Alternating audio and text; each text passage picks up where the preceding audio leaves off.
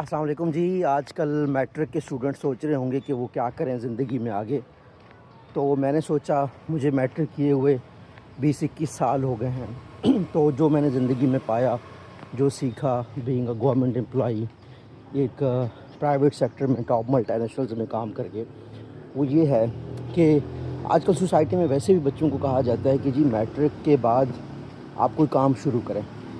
मैं सिर्फ इतना आपको बताना चाहता हूँ कि अगर आप मैट्रिक करके काम करते हैं, मिसाल के तौर पर आप फ़ौज में जाते हैं तो आप सिपाही लगेंगे।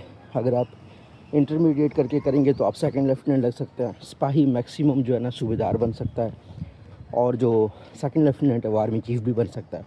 तो इनिशियल 2 साल हैं, ये डिसाइड करेंगे कि आपने कहाँ जाना है।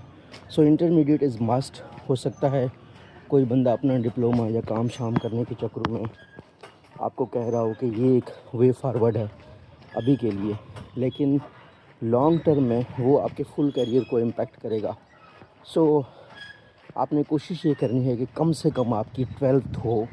अगर आपके पास फाइनेंशियल इश्यूज़ हैं तो भी कोई मसला नहीं है, कॉलेजेस में छोटी मोटी फ़ी होती है, वहाँ एडमिशन ले लें, बेशक एफ़ए कर लें, लेकिन मैट्रिक के बाद छोड़ना नहीं है।